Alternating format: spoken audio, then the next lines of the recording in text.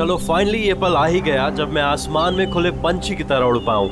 Yes, और तुम्हारी ये उड़ान मैं अपने कैमरा में कैप्चर करूंगी। लेकिन मिस्टर आजाद पंछी, कहीं आसमान में इतनी दूर मत उड़ जाना कि आसमान में गुम ही हो जाओ। डोंट वरी मैडम, वैसे भी अगर रोनी जी आसमान में गायब हो भी गए ना तो वापस तो जमीन भी आना पड़ेगा ना। उड़ान भरने से पहले ही आप नीचे आने की बात कर रहे हो। चलो हो गई तैयारी? All the best.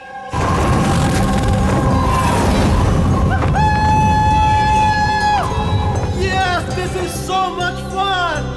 Oh my God! Woohoo! Yes, come on, keep going, keep going. Alia, I love you! Ronnie, I love you too. वाह, लगता है काफी एक्सपीरियंस है इन उड़ान का। Of course, अमेरिका में उसने काफी एडवेंचर स्पोर्ट्स ट्राई किए हैं, पंजी jumping, paragliding and what not. बस इंडिया में कभी कुछ ट्राई नहीं किया था, और अब जब इंडिया में आए ही हैं हॉलिडे के लिए तो क्यों ना कुछ ट्राई करें।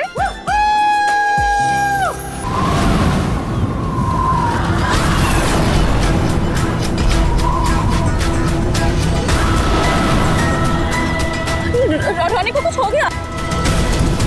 जॉनी को कुछ हो गया, देखो।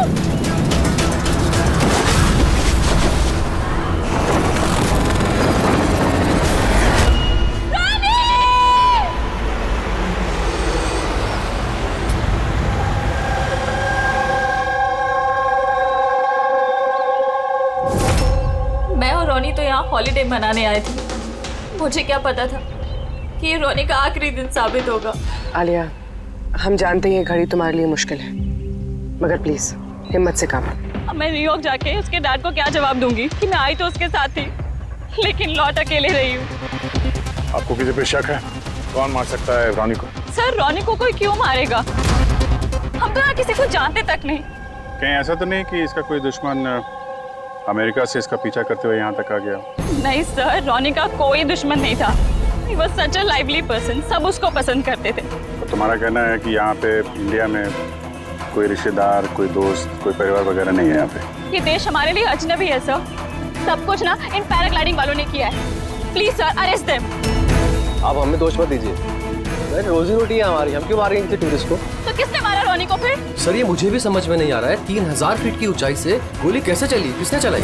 तो रॉनी 3000 फीट की ऊंचाई पे उड़ रहा था? हाँ सर, और मैंने खुद गियर चेक किया था, कोई भी खतरनाक चीज नहीं थी उसके अंदर। और उसके आसपास किसी को उड़ते हुए देखा आसपास? नहीं सर, कोई भी नहीं था।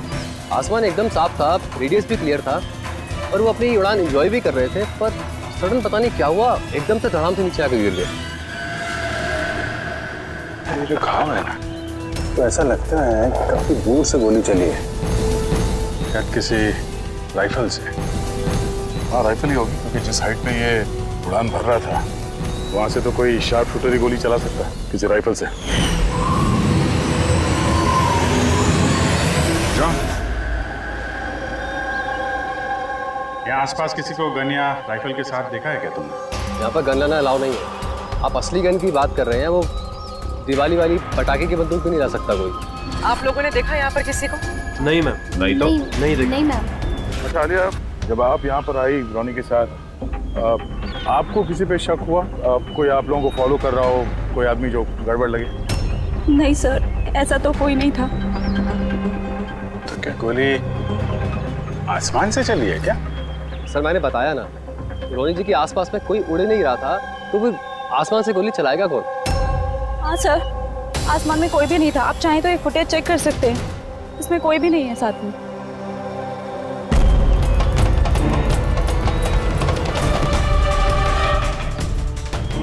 फुटेज में तो रॉनी के आसपास दूर दूर तक कोई दिख नहीं रहा।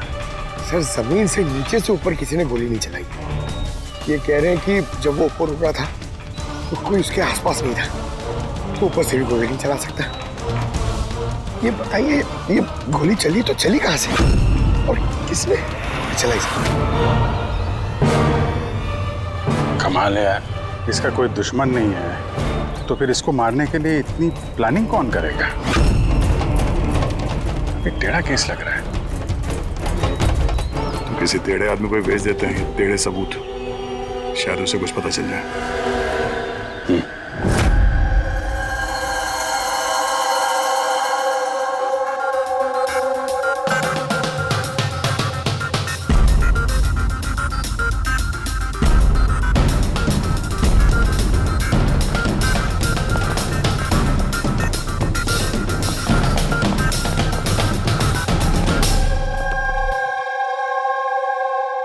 वाह, आज आप दोनों जिस कदर काम में डूबे हुए हो, ऐसा लगता है कि बहुत सारे सुराग देके भेजने वाले हो हमें यहाँ से। बहुत सारे सुराग? हाँ, और अगर एक भी नहीं मिला तो? सीधे सीधे बता ना, कोई सबूत मिला ही नहीं है, कोई सुराग ही नहीं मिला तुझे। सर उस गोली के बारे में कुछ पता नहीं चला? इतना पता चला है कि भाई ऊपर से किसी यूएफओ ने गोली चलाई हो। यार सालों के क्या बच्चों जैसे यूएफओ की बातें करते हो, और ये क्या है ये बता, हमें समझाने के लिए किया है क्या? हाँ बता। ये देखो बॉस, रॉनी ग्राउंड से 3000 फीट की ऊंचाई पर उड़ान भर रहा था और गोली लगी है उसे इससे भी ऊपर से, लगभग 1000 फीट की ऊंचाई से, और ये गोली 60 डिग्री के एंगल से लगी है उसे। मुझे तो सोच सोच के चक्कर आ रहे हैं। आसमान में ऊपर से कौन गोली चला सकता है रोनी पे, और वो भी कैसे? अभी ठहर जा, और चक्कर आएगा। बॉस, ये गोली लगभग 3 किलोमीटर की दूरी से चली है ना, बड़ी अजीब बात है। गोली 3 किलोमीटर की दूरी से चलती है, 60 डिग्री में आती है, रॉनी के गले में घुस जाती है टेढ़ी, मतलब राइफल भी इस्तेमाल की है, बड़ी पावरफुल। बिल्कुल बॉस, राइफल भी पावरफुल है और गोली चलाने वाला भी पक्का निशानेबाज। इतनी ऊंचाई पर हवा बहुत तेजी से बहती है और टेम्परेचर भी ऊपर नीचे होता रहता है, फिर भी उसका निशाना चूका नहीं, एकदम अचूक पॉइंट पे लगा। तो गोली चलाने वाला भी मंजा हुआ खिलाड़ी है सर, एक शार्प शूटर। बिल्कुल, और ऐसे शार्प शूटर आसानी से तो मिलते नहीं जो ऐसा कारनामा कर जाए। लेकिन सर हमने सारे वीडियोस देख डाले। जब रॉनी आसमान में था तो उसके आसपास ना तो कोई चॉपर था ना पैराशूट, आसमान एकदम साफ था सर। वही तो समझ में नहीं आ रहा है कि ये किलर, ये गोली चलाने वाला था कहां पर, जबकि सारा आसमान साफ था, जब बादलों में छुप कर बैठा था।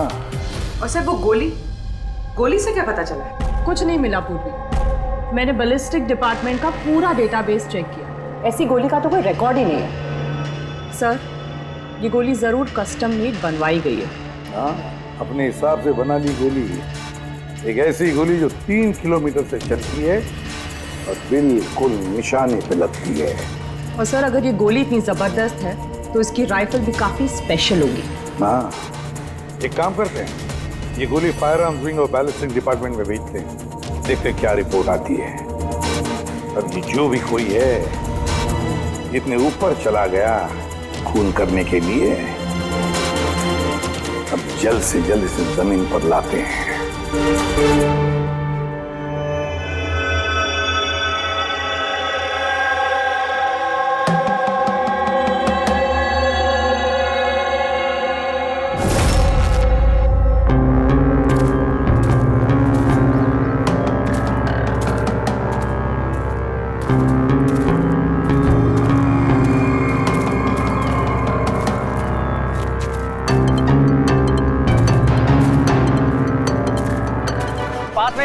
You can do it. यार गुरु, अब और नहीं चढ़ सकता, बहुत थक चुका हूं मैं। बस नवीन, ज्यादा दूर नहीं है, 3000 फीट चढ़ चुके हैं, पास ही में। We can do it. Come on.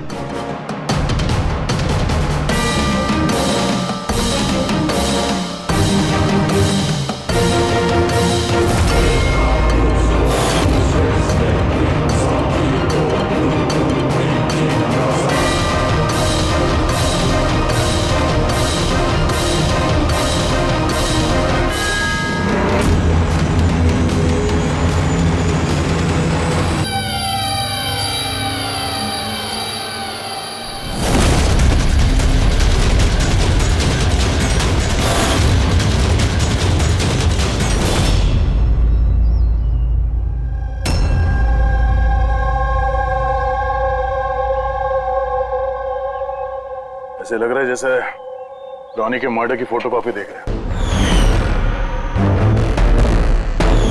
3000 feet की ऊंचाई पे ठीक वैसे ही गोली मारी है सर के पीछे। इसको भी ऊपर से गोली। क्या आप लोग जब ट्रैकिंग कर रहे थे तो ये हितेन के पीछे भी कोई था क्या? नहीं सर, हितेन ही सबसे पीछे था सर। सर ये देखिए फोटोज। सर ये वही जगह जहाँ पे ये सब कुछ हुआ। कमाल है।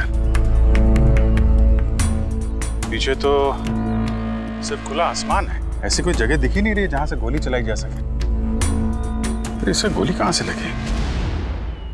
दोनों केसेस में पता नहीं चल रहा है कि गोली चली कहां से है। सर एकदम सही कह रहे। आसमान से कोई कौवा या कबूतर थोड़ी गोली चलाएगा। ये गोली चली तो चली कहां से? और ये दोनों गोलियां 24 घंटे के अंदर अंदर चली। मुझे लगता है इन दोनों केसेस का आपस में कोई ना कोई कनेक्शन तो है। तो ये हितन काम क्या करता था? सर वो कॉलेज स्टूडेंट था सर, मुंबई ग्रेजुएशन करने आया था सर। ट्रैकिंग का बहुत शौक था उसको। जी समझ में नहीं आ रहा, कोई एक कॉलेज स्टूडेंट को मारने के लिए इतनी प्लानिंग क्यों करेगा? वही तो, पहले रॉनी और अब ये हितन। इससे पहले कि आसमान से चलने वाली गोली का कोई तीसरा शिकार हो जाए, इस खूनी तक पहुंचना होगा जल्दी से जल्दी। पिछले 24 घंटों में 2 खून हुए हैं, दोनों जवान बच्चे हैं, और दोनों को मारने का तरीका भी क्या हाई प्रोफाइल। सर दोनों की मौत हुई है एडवेंचर स्पोर्ट्स करते हुए। जमीन से हजारों फीट ऊपर मारा है सर।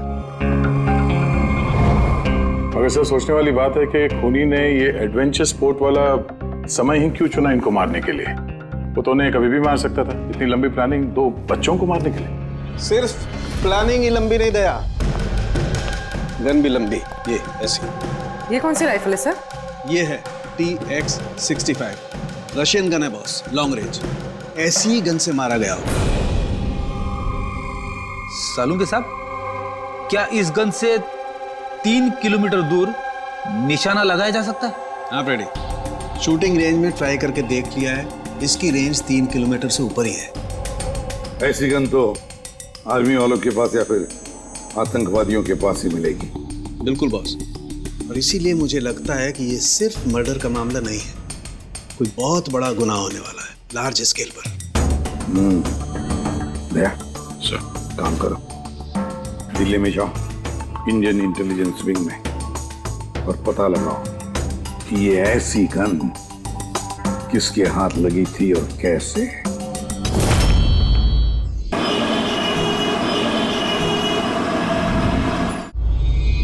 ये सारे खून इसी राइफल से हुए हैं, और आप लोग तो जानते हैं ऐसी हाई प्रोफाइल राइफल सबके हाथ में तो लग नहीं सकती।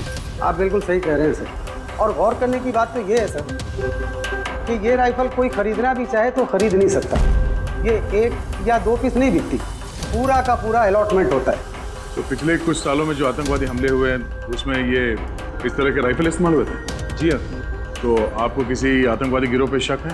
जी हाँ, अगर हमारा अंदाजा सही है तो हम जानते हैं कि इसके पीछे किसका हाथ है। कौन? इलवारे जिले में कुछ समय पहले हमारी आर्मी ने बहुत सारे हथियार जब्त किए थे।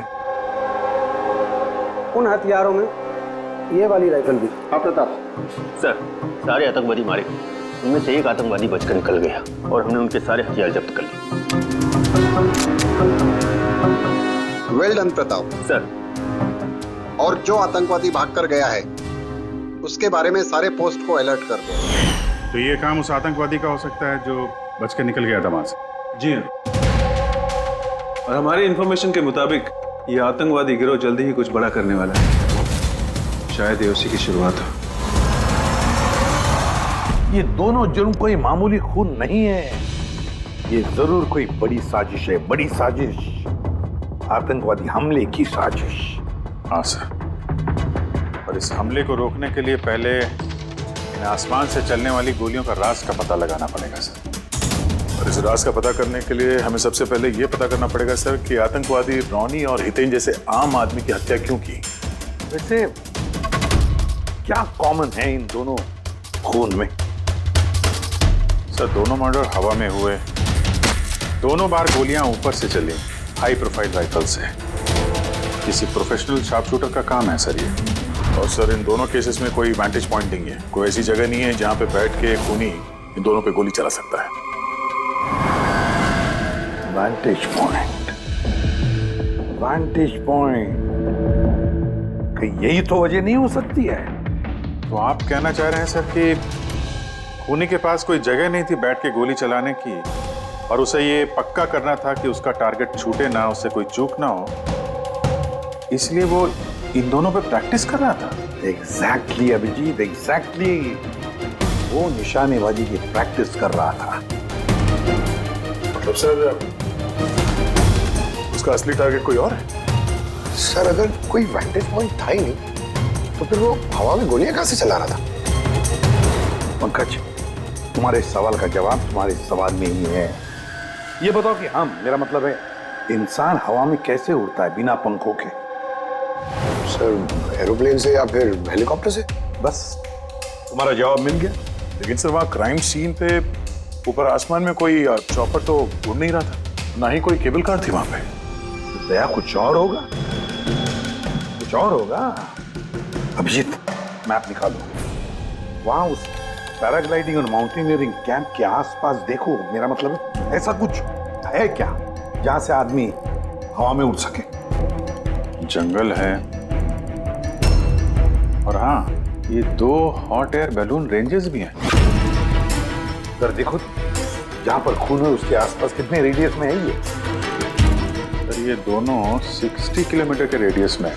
तो एक बात तो पक्की हो गई, खूनी वहां पर हॉट एयर बलून में बैठा था और वहीं से उसने गोली चलाई 3 किलोमीटर की दूरी पे। सर अगर किसी को हॉट एयर बलून की सवारी करनी है तो पहले से बुकिंग करनी पड़ती है, कोई ऐसी नहीं जा सकता। कोई बात नहीं, तो वहां उस हॉट एयर बलून रेंज के ऑफिस में जाकर पता लगा कि ऐसा कौन सा टूरिस्ट था जिसने उन 2 दिनों में दोनों हॉट एयर बलून में सवारी की थी। ये टोटल 12 लोगों की लिस्ट है जो उस दिन हॉट एयर बलून में बैठे थे। कुछ लोग अलग बैठे थे और कुछ लोग ग्रुप बना के बैठे थे। तुम्हें कुछ याद है कि इनमें से कितने लोगों के पास कोई सामान या कोई बैग्स थे, या फिर कोई बदमाश जैसा दिख रहा हो? नहीं, बदमाश तो कोई नहीं लग रहा था, लेकिन एक बूढ़ी आंटी थी जिन्होंने बैकपैक रखे हुए थे और वो चश्मा और टोपी भी लगाई हुई थी। हाँ, हम भी हैरान थे कि इस उम्र में ऐसी ट्रैवलिंग का जज्बा। और जब फोटोज खींची जा रही थी तो वो शर्मा रही थी और अपना मुंह छुपा रही थी। ये बुढ़ी आंटी शार्प शूटर, सुनने में थोड़ा अजीब नहीं लग रहा है? हाँ सर, यही पायलट हुई। 25 फरवरी को कुल मिलाकर सर मैंने 6 लोगों को एयर बैलून की सवारी करवाई थी और 2 लोगों को दिनेश ने सर।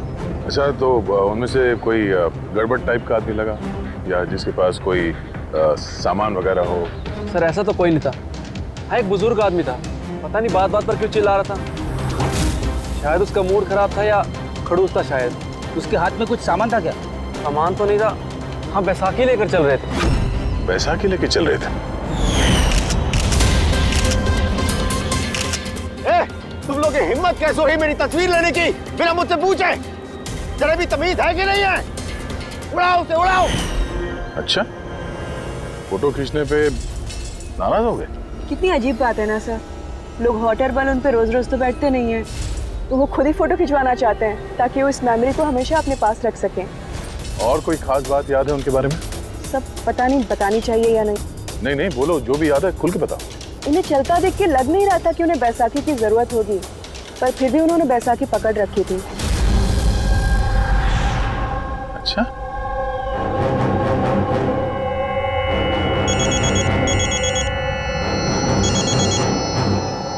हाँ सर। भी कुछ मालूम पड़ा? सर यहाँ पर एक बूढ़ी औरत आई थी और उसके हाथ में एक बैकपैक भी था, और हाँ, फोटो खिंचवाने से भी ऐतराज कर रहे थे। अच्छा, यहाँ भी एक बूढ़ा आदमी आया था हॉट एयर बलून में बैसाखी लेके, और उसे भी फोटो खिंचवाने से परहेज था। सर कहीं ये बूढ़ा आदमी और ये बूढ़ी औरत एक ही इंसान तो नहीं है? एग्जैक्टली, वही शार्प शूटर। उसके बैग में और इसके बैसाखी में वो राइफल था जिससे ये खून हुआ है। और सर दोनों दिन ये ऊपर अकेला ही गया होगा, क्योंकि अगर किसी और टूरिस्ट के साथ जाता तो फिर राइफल सेट करने में और निशाना साधने में काफी मुश्किल हो जाते। नहीं पूरी, मुझे लगता है वो अकेला तो नहीं गया होगा। मतलब हॉट एयर बलून चलाना और साथ में ये राइफल भी चलाना, दोनों काम एक साथ करना जरा मुश्किल है।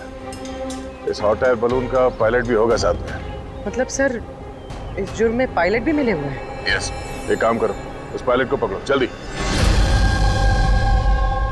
उस दिन उस बूढ़ी औरत को ऊपर बलून में कौन ले गया था? पायलट कौन था? संजीव था। रुक जा। ना तुम मुझे मार पाओगे और ना ही उसे।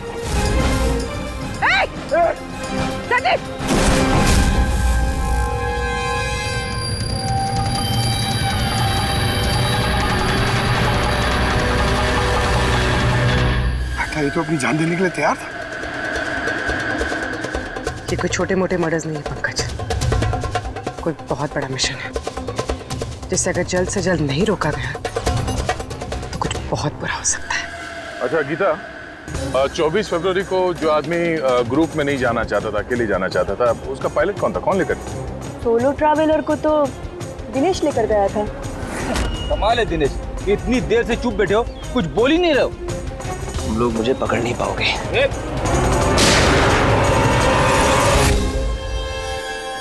अभी यमराज तुझे अपॉइंटमेंट देने के मूड में नहीं है। जब तक हमारे सवालों का जवाब नहीं मिल जाता तुझे जिंदा रहना पड़ेगा। चल। मार लो, जितना मार सकते हो मार लो, मुझे कोई फर्क नहीं पड़ता।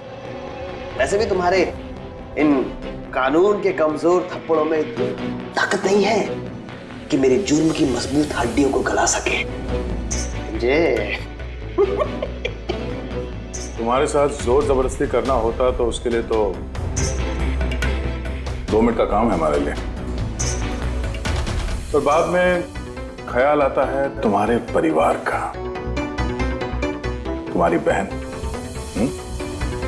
अगले महीने उसकी शादी है ना, कैसा लगेगा उसे कि उसकी शादी हो रही है और शादी के वक्त उसका भाई इस दुनिया में नहीं है? हाँ? और तुम्हारी माँ हर महीने खर्चे के लिए पैसे भेजती हो ना, तुम्हारे जाने के बाद कौन ख्याल रखेगा उसका? कभी सोचा है इसके बारे में? हाँ? नहीं? चलो, अब भी मौका है, सरकारी गवाह बन जाओ। वादा करते हैं तुम्हारे जेल जाने के बाद तुम्हारी माँ का ख्याल हम रखेंगे। सच? मतलब पूरा ख्याल रखोगे?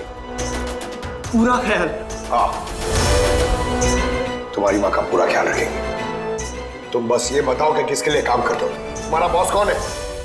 बता दो, पक्का बता दो? हाँ बताओ। मैं जिसके लिए काम करता हूं ना, मेरा बॉस है सर, उसका नाम है एसीपी प्रद्युम्न।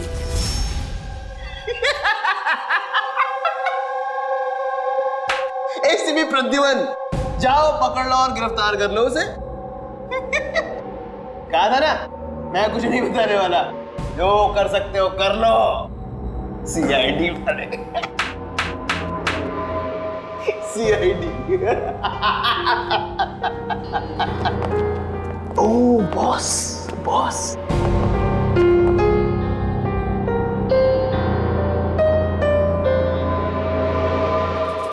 कोई बात नहीं, कुछ मत बताना। अब हम ना तुमसे कुछ पूछेंगे, कुछ बताने के लिए तुम पर जोर जबरदस्ती करेंगे, कुछ नहीं,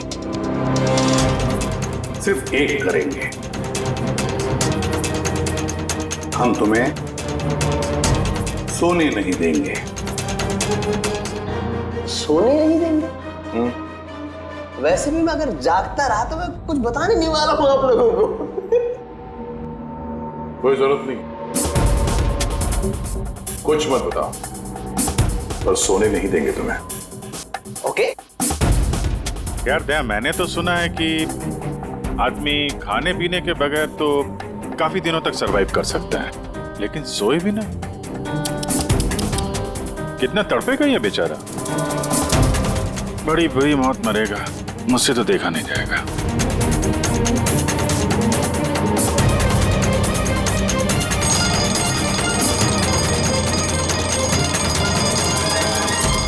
समय काटने के लिए आसानी होगी।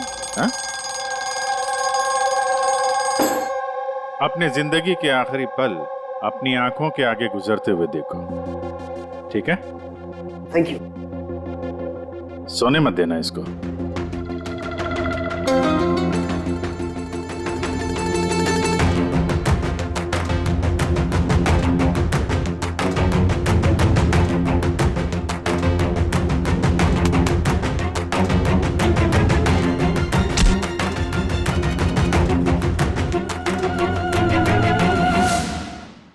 Ready sir. अरे कहाँ हो यार?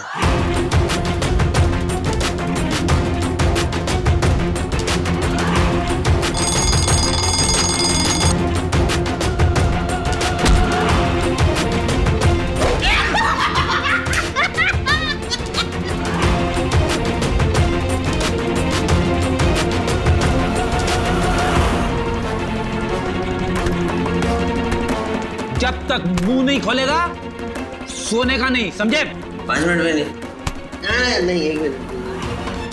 1 मिनट तो सोने दो। 1 सेकंड। सोऊंगा नहीं। नहीं सोऊंगा बिल्कुल नहीं, बिल्कुल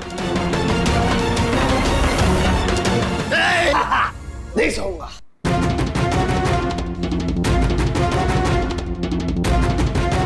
बस अब टूटने वाला ही है।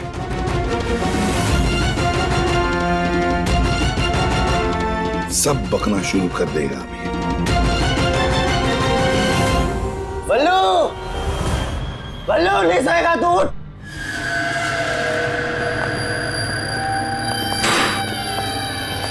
क्या सोना चाहता है? तो सोने देंगे ना भाई, क्या प्रॉब्लम है? चलो हम सोने देंगे तुम्हें। खाली ये बताओ कि तुम्हारे गिरोह का प्लान क्या है? हाँ बता दो। मेरा नाम दिनेश नहीं है। मेरा नाम हाँ मेरा नाम बल्लू है, दिनेश नहीं है मेरा नाम। और मुझे स्पेशली इसी मिशन के लिए तैयार किया गया था। और जो 2 मर्डर हुए थे ना, वो प्रैक्टिस थी। हमारा असली मिशन है उसको मारना। और क्या नाम है उसका? Steve Mulder. स्टीव मल्डर, वो इंटरनेशनल पीस मीडिएटर, शांति दूत जो हमारे देश आया है, दुश्मन देशों के बीच वो शांति का करार करवाता है, आतंकवाद बंद करने के लिए। किसी भी हम नहीं चाहते कि आतंकवाद कभी रुके। और स्टीव मल्डर तो मरेगा, तुम लोग कुछ नहीं कर सकते। और तो कर भी लोगे ना, उसको बचा भी लिया ना, और स्टीव मल्डर को खत्म कर देंगे हम। हमारा जो शार्प शूटर है ना, एकदम रेडी। कहाँ मारने वाले हैं और कब? बोल। वो जब कॉन्फ्रेंस में भाषण दे रहा होगा ना, वो सबसे सही वही सबसे सही समय होगा, क्योंकि उस समय उसके आसपास सिक्योरिटी वाले नहीं होंगे। और जो कॉन्फ्रेंस है ना, ये बिल्डिंग की छत पे है, तो हॉट एयर बैलून पे हमारा शार्प शूटर जाएगा, तो वही गोली मारेगा। कॉन्फ्रेंस 1 घंटे में चालू होने वाला है, अभी जल्द से जल्द पहुंचना होगा। अरे तुम लोग कितनी कोशिश कर लो, नहीं बचा पाओगे उसे। और हाँ, अगर तुम लोगों ने बचा भी दिया ना, तो हम दोबारा प्लान बनाएंगे, दोबारा मार देंगे। कौन मारेगा? कैसा दिखता है वो? अरे मैंने उसकी शक्ल नहीं देखी अभी तक। जब भी आता है भेष बदल के आता है। तुम लोग क्या उसमें पकड़ोगे? हॉस्पिटल ले जाओ जल्दी। सर, क्या हम हॉट एयर बलून रुकवा नहीं सकते जब तक कि ये कॉन्फ्रेंस पूरी न हो जाए? नहीं फ्रेडी, ये हॉट एयर बलून हम नहीं रुकवाएंगे। अगर आज रोक दिए तो कल दूसरा प्लान करेंगे। आज का प्लान हमें पता है, हम आज ही भिड़ेंगे इनसे।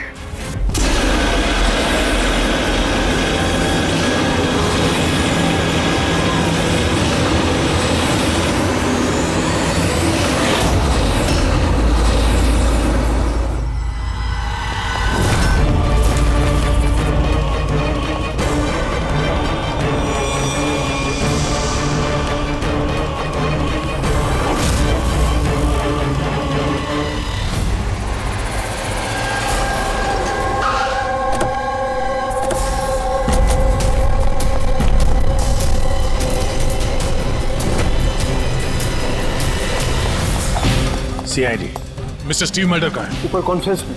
हमें ले चलो उनके पास, जल्दी हरिए।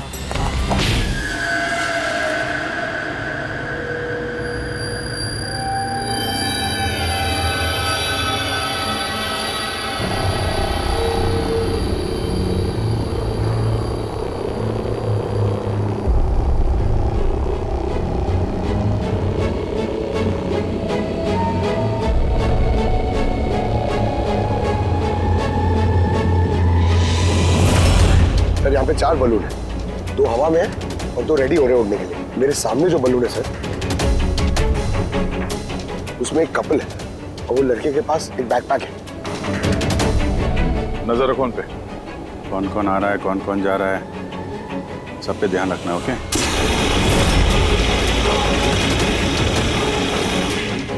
सर, उनका बलून टेक ऑफ हो गया सर। हाँ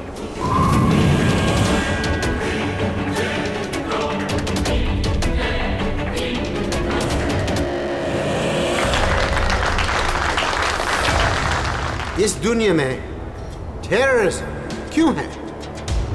ये क्वेश्चन बहुत जरूरी है। और ये टेररिज्म तभी स्टॉप हो सकते हैं जब सभी देश भाई भाई की तरह साथ रहें। टेररिज्म को जड़ से उखाड़ फेंकना होगा हम सबको।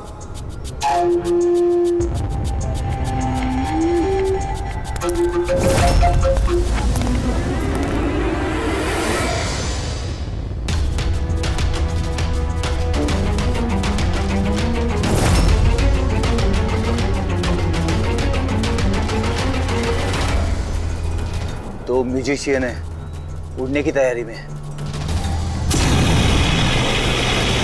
उनके हाथ में गिटार के बैग है। अब ये बताना मुश्किल है कि अंदर गिटार है या गन।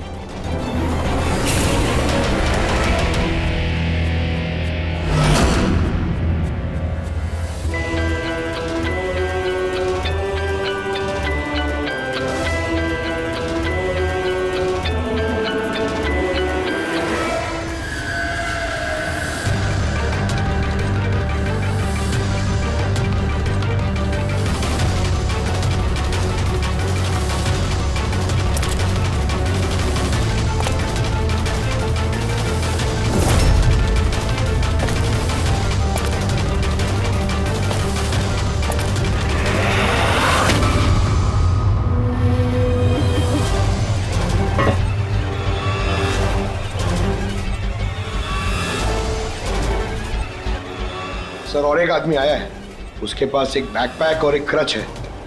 वेट करते हैं।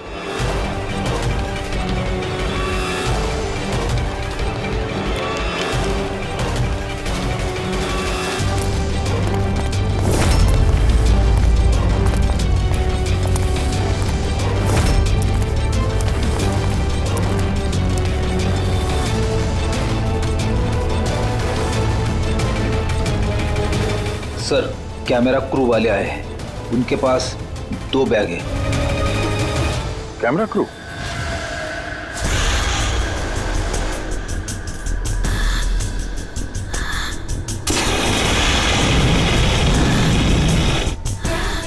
उन्हें नजरों से ओझल होने मत देना। नजर रखो उन पे।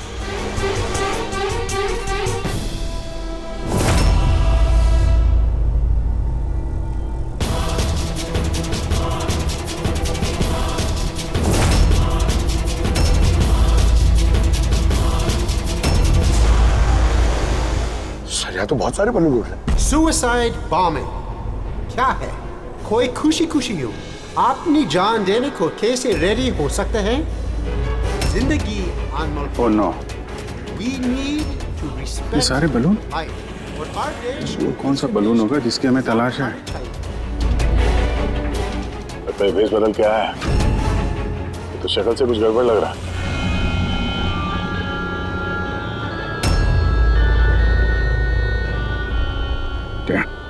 गिटार वाले पे नजर रखो। अपनी गलतियों से सीखना चाहिए हमें, ताकि World War I और World War II जैसे ये तो गिटार है। चल क्या रहा है ये? ऊपर जाके ये लोग म्यूजिक बजाने वाले हैं क्या? बाकी तो सारे बलून्स निकल गए, एक रह गया। मतलब सर, सर इस बलून में हमारा sharp shooter. Wait and watch. मतलब सर इस बलून में हमारा शार्प शूटर। ये अपनी जगह से हिल नहीं रहा है। Camera crew. सर ये कहाँ गायब हो गया?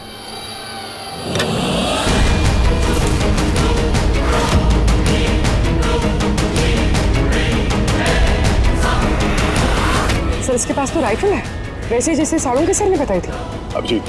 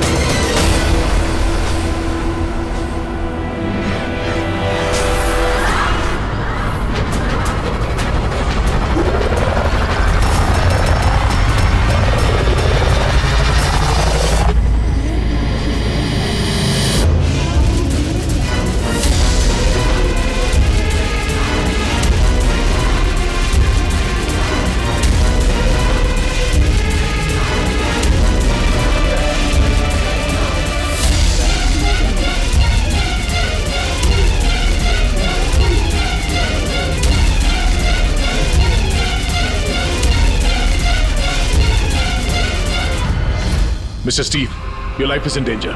आपकी जान को खतरा है। आप क्या करें? We have a plan. Thank you CID. अगर आप लोग आज सुबह वक्त पे नहीं आते, मैं जिंदा नहीं होता। क्योंकि मिस्टर स्टीव, खतरा अभी गया नहीं है। अभी खूनी पकड़ा नहीं गया है, इसलिए बी सेफ है। Be careful. Okay. Freddy, Pankaj, उस बलून पे नजर रखना, आंखों से ओझल होने मत देना। हाँ सर, हम लोग बलून को ट्रैक कर रहे हैं।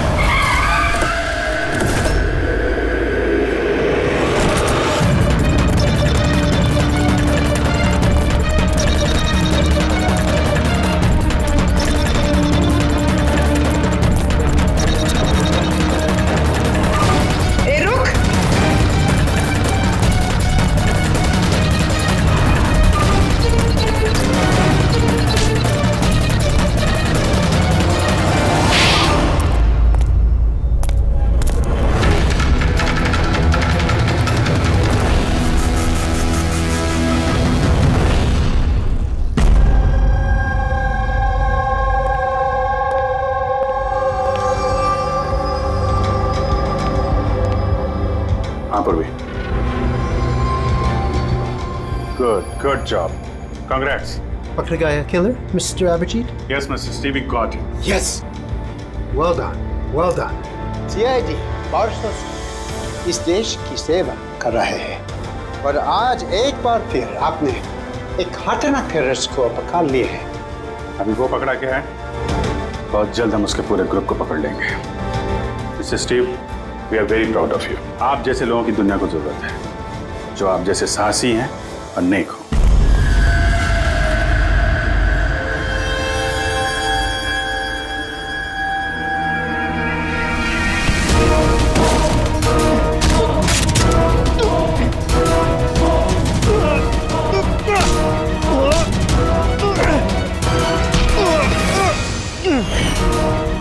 तुमने भेस बदलकर हमी और हितेन का खून किया था। तुम मिस्टर शार्प शूटर, अब जेल की उड़ान भरना फांसी पे छूट दे, समझा? तुम्हें क्या लगता है तुमने मुझे पकड़ लिया तो स्टीव जिंदा बच जाएगा? कभी नहीं। हमारी तादाद इतनी ज्यादा है कि तुम्हारा कानून हमें ढूंढते ढूंढते थक जाएगा, लेकिन हम खत्म नहीं होंगे। खत्म होगा तो तुम्हारे ये देश। एक खटमल हमारे देश पे बुरी नजर डालने वाले आए और चले गए। जानता है हमारे देश को आजाद हुए कितने साल हो गए? 70 साल। और पिछले 70 सालों में हमारे देश के वीरों ने न जाने कितने आतंकवादियों का खात्मा किया है। आज तेरी बारी है, कल तेरे साथियों की बारी होगी। हमारा देश रहेगा और खुशहाल रहेगा। और अगर इस देश से किसी चीज का खात्मा होगा, वो है आतंकवाद, समझा? आतंकवाद।